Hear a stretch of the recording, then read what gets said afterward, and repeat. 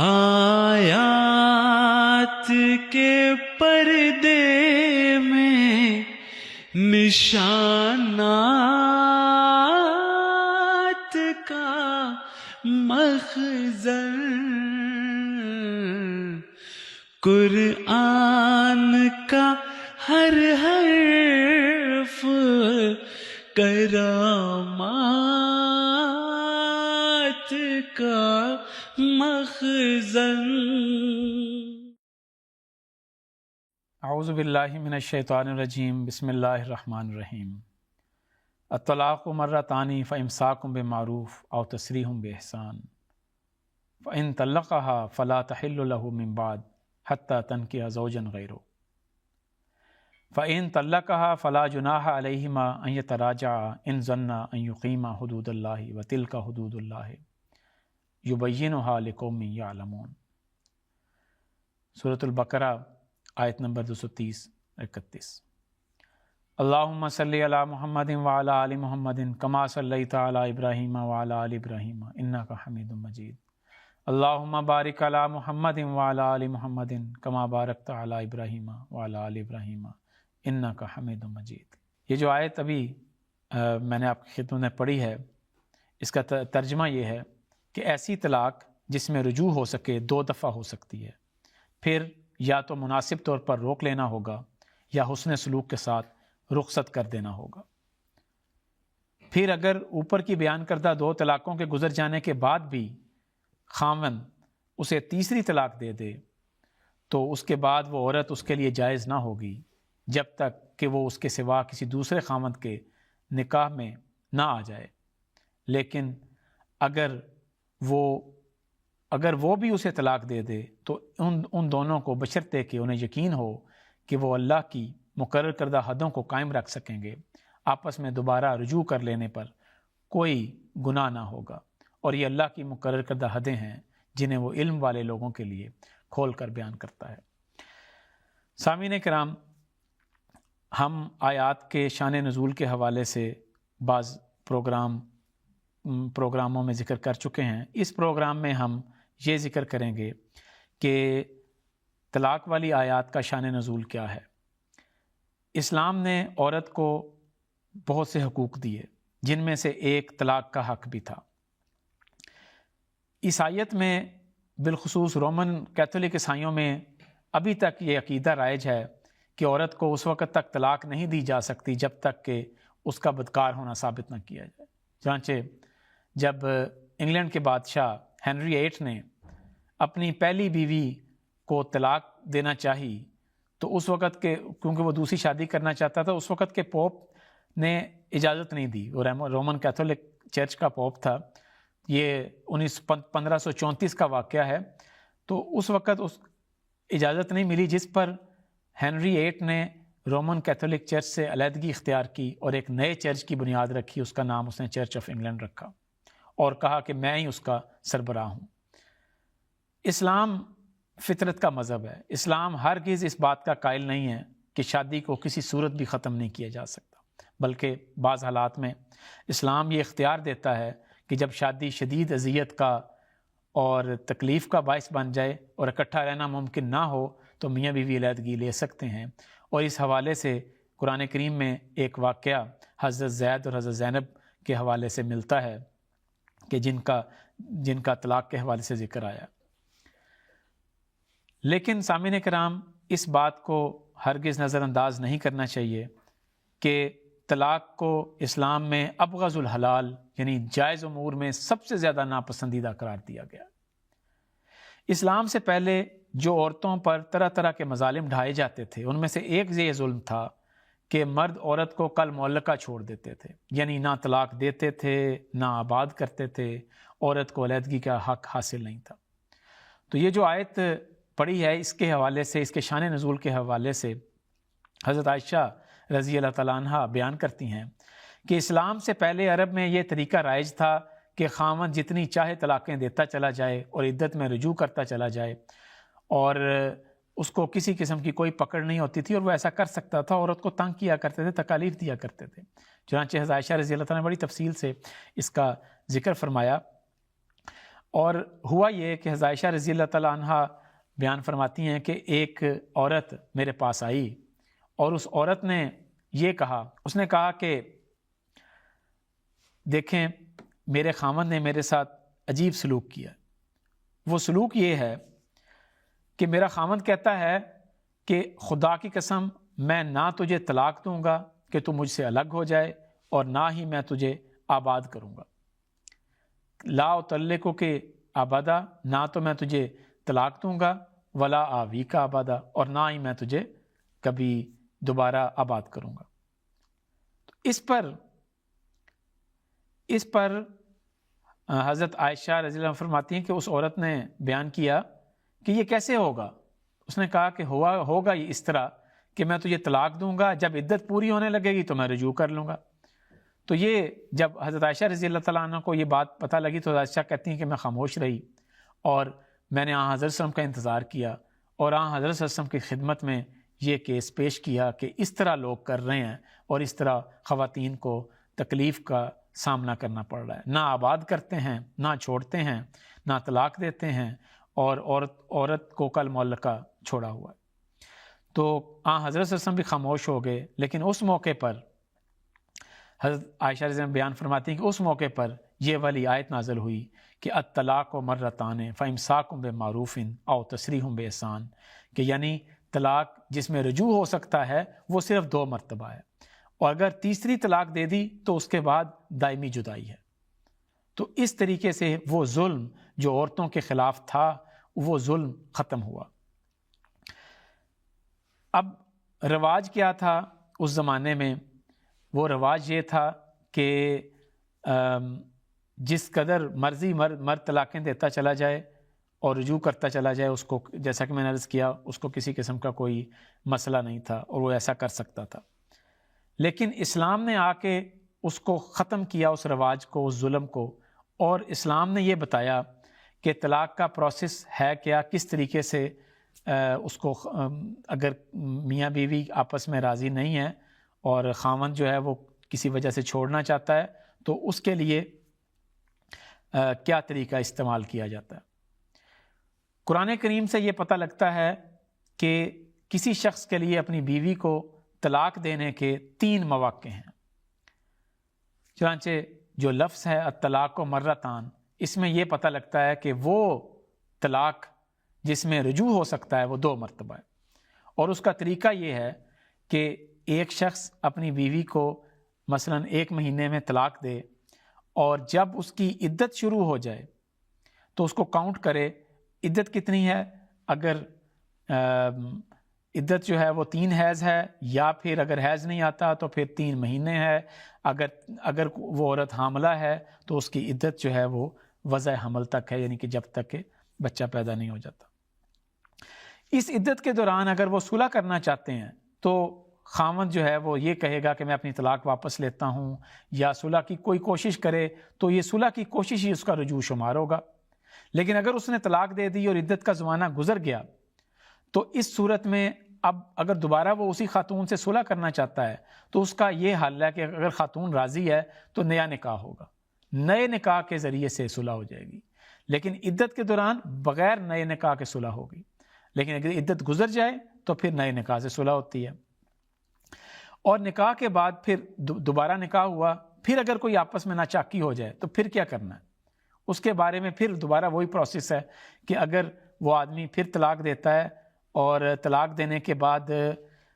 وہ عدت کے اندر رجوع کر لے تو بغیر نئے نکاح کے ہو جائے گا، لیکن اگر وہ عدت کے بعد رجوع کرے گا تو پھر اس کو نیا نکاح کرنا پڑے گا۔ لیکن اگر وہ اس عورت کو تیسری طلاق بھی دے دے تو پھر نہ تو عدت کے اندر رجوع ہوتا ہے اور نہ ہی نئے نکاح کے ذریعے دوبارہ صلح ہو سکتی ہے۔ اب یہاں پر وہ شرط لگے گی جو قرآن کریم کی آیت میں ابتدا میں بیان ہو چکی کہ حتیٰ تنکح زوجا غیرہ، کہ جب تک کہ وہ عورت کسی دوسرے شخص سے باقاعدہ نکاح کرے اور پھر وہ خاوند اس عورت کو بغیر کسی منصوبہ بندی کے طلاق دے دے۔ بغیر منصوبہ بندی کا میں نے لفظ اس لیے استعمال کیا کہ بعض لوگ پلاننگ کر کے یہ کام کرتے ہیں۔ اگر کوئی پلاننگ کر کے یہ کرے، مثلا اگر کسی عورت کو 3 طلاقیں ہو گئی ہیں اور خاوند یہ کرتا ہے کہ اپنی بیوی کے ساتھ معاہدہ کر لیتا ہے کہ کسی اور شخص کے ذریعے کسی اور شخص سے اس کا نکاح کروائے اور پلاننگ یہ ہو کہ وہ بھی اس کو طلاق دے اور پھر وہ پہلے خامند کے ساتھ دوبارہ نکاح کرے گا. اگر کوئی ایسا منصوبہ بندی کے ساتھ کرتا ہے، اگر کوئی ایسا پلان کے ساتھ کرتا ہے تو یہ حلالہ ہے جو کہ حرام ہے. اور حضرت صلی اللہ علیہ وسلم نے اس کے بارے میں ایسے شخص کے بارے میں جو حلالہ کرتا ہے اس پر لعنت ڈالی ہے. چنانچہ حضرت عبداللہ بن مسعود رضی اللہ تعالیٰ عنہ بیان کرتے ہیں کہ قال لعن رسول اللہ صلی اللہ علیہ وسلم المحل والمحلل له، کہ ہم نے حلالہ کرنے اور کروانے والے دونوں پر لعنت بھیجی ہے. حکم عدل حضرت مسیح موعود علیہ السلام نے ایک اعتراض کے جواب میں اس کا بڑا تفصیل کے ساتھ ذکر کیا اور فرمایا کہ جو یہ عقیدہ نکالا گیا ہے حلالہ کرنے والا، یہ ناپاک رسم ہے. چنانچہ آپ فرماتے ہیں واضح رہے کہ اسلام سے پہلے عرب میں حلالہ کی رسم تھی، لیکن اسلام نے اس ناپاک رسم کو قطعاً حرام کر دیا، اور رسول اللہ صلی اللہ علیہ وسلم نے ایسے لوگوں پر لعنت بھیجی ہے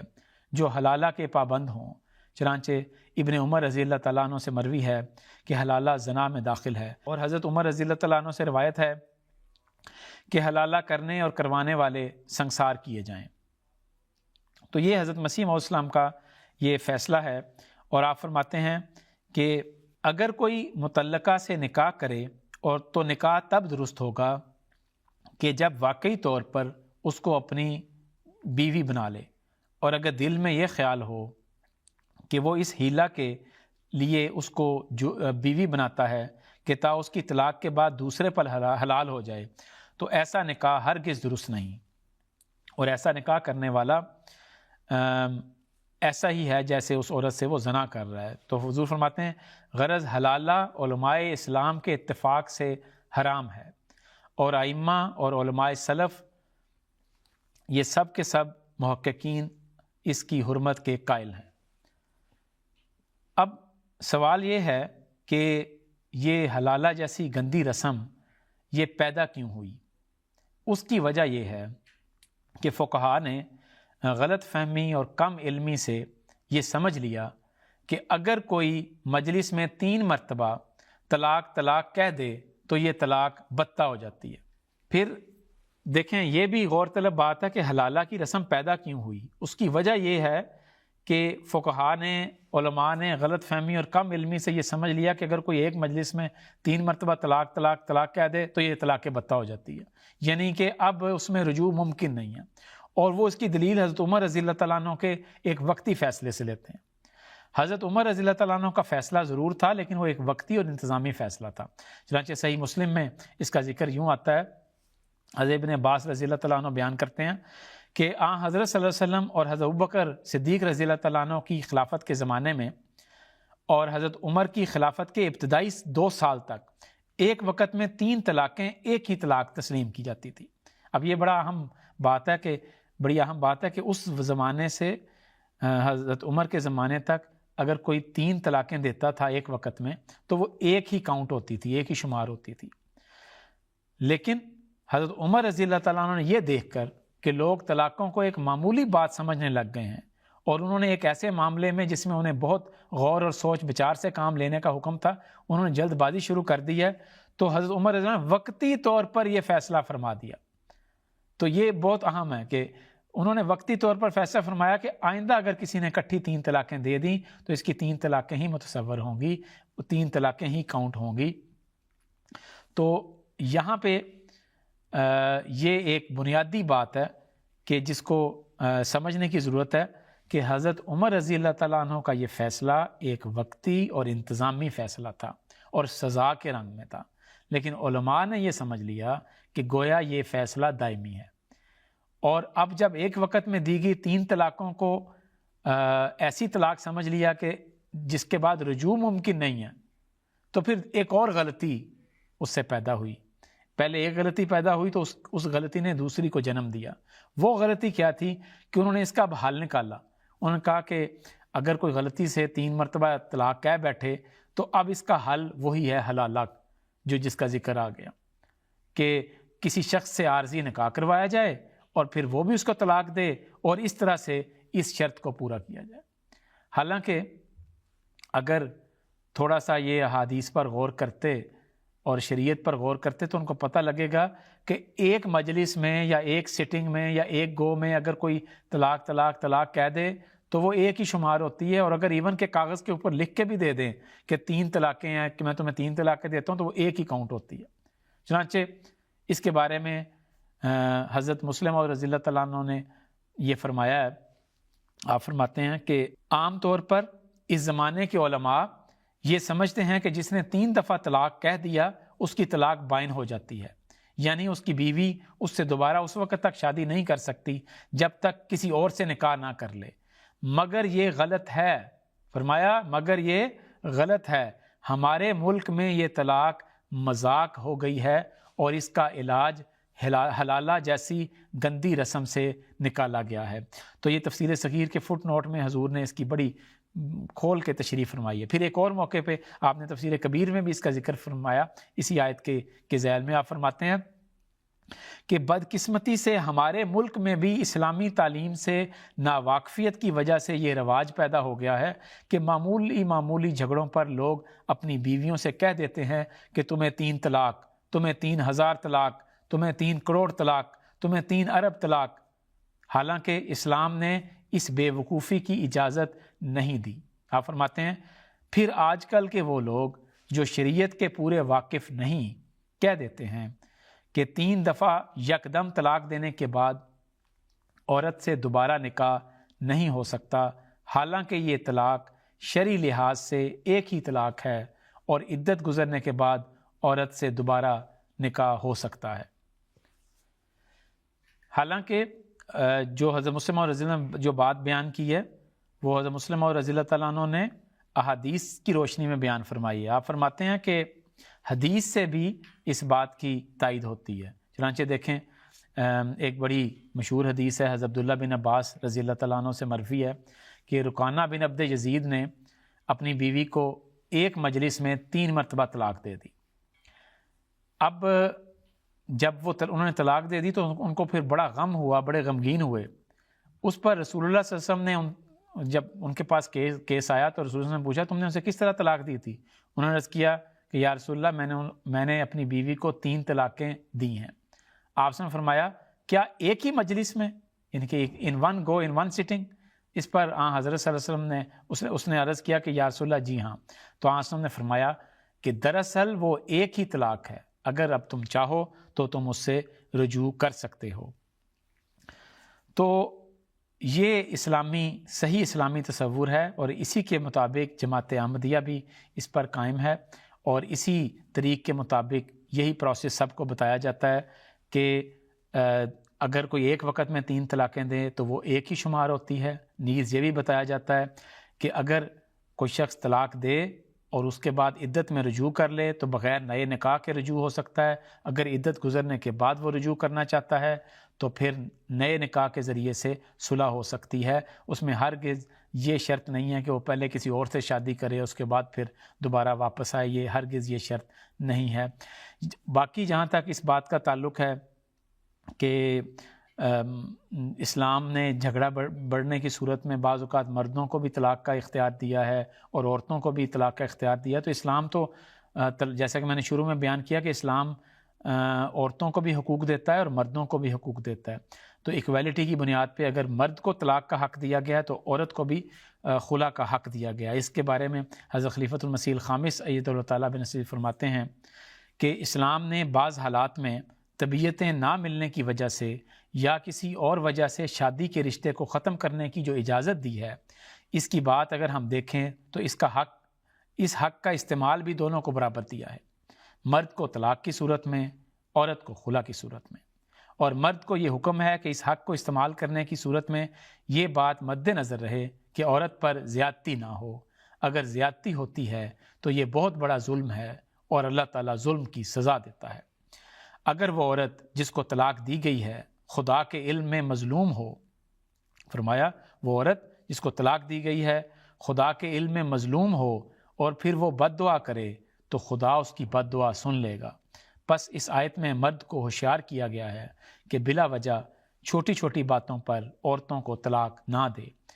اسی لیے جیسا کہ حدیث میں آتا ہے جو شروع میں نے بتایا کہ ابغض الحلال عند اللہ الطلاق، کہ حلال چیزوں میں سے سب سے زیادہ ناپسندیدہ چیز اللہ تعالیٰ کو یہ ہے کہ وہ طلاق کوئی دے دے۔ اسی طرح طلاق کی بھی حوصلہ افزائی نہیں ہے، اسی طرح خلا لینے کی بھی ہرگز حوصلہ افزائی نہیں کی گئی۔ آج کل چونکہ اس حد تک شادی بیاہ کو بعض لوگوں نے مذاق بنا لیا ہے کہ جلد خلا لینے کی طرف بھی توجہ ہو جاتی ہے اور طلاق دینے کی طرف بھی، اور اکٹھے نہیں رہ سکتے، تو یہ کوئی ایسی بات نہیں ہے جس کی اسلام حوصلہ افزائی کرتا ہے۔ مثلا خلا کے حوالے سے حضرت صلی اللہ علیہ وسلم فرماتے ہیں کہ ایما امرأۃ سألت زوجها الطلاق، کہ اگر کوئی عورت بغیر کسی معقول وجہ کے اپنے خامن سے طلاق مانگے تو اللہ تعالیٰ اس پر جنت کی خوشبو حرام کر دے گا۔ تو یہ اس کی حوصلہ افزائی ہرگز نہیں ہے۔ حضرت مسیح موعود فرماتے ہیں کہ قرآن شریف میں غور کرنے سے معلوم ہوتا ہے کہ خدا تعالیٰ کو یہ امر نہایت ہی ناگوار ہے کہ پرانے تعلقات والے خامن اور بیوی آپس کے تعلقات کو چھوڑ کر الگ الگ ہو جاویں۔ یہی وجہ ہے کہ اس نے طلاق کے واسطے بڑی بڑی شرائط لگائی ہیں، وقفے کے بعد 3 طلاق کا دینا اور ان کا ایک ہی جگہ رہنا وغیرہ۔ یہ امور سب اس واسطے ہیں کہ شاید کسی وقت ان کے دلی رنج دور ہو کر آپس میں صلح ہو جاوے۔ پھر فرماتے ہیں روحانی اور جسمانی طور پر اپنی بیویوں سے نیکی کرو، ان کے لیے دعا کرتے رہو اور طلاق سے پرہیز کرو، کیونکہ نہایت بد خدا کے نزدیک وہ شخص ہے جو طلاق دینے میں جلدی کرتا ہے۔ جس کو خدا نے جوڑا ہے اس کو ایک گندے برتن کی طرح جلد مت توڑو۔ تو سامعین کرام، یہ آیت طلاق کا اس کا پس منظر تھا جس میں اللہ تعالیٰ نے حقوق بھی دلوائے لیکن ساتھ طلاق کو ناپسند بھی فرمایا اور ابغض الحلال قرار دیا۔ اللہ تعالیٰ ہمیں ہماری زندگیاں قرآن کریم اور آن وسلم کے ارشادات کے مطابق، حضرت مسیح وسلم کے ارشادات کے عین مطابق گزارنے کی توفیق دے۔ وآخر دعوانا ان الحمد للہ رب العالمین۔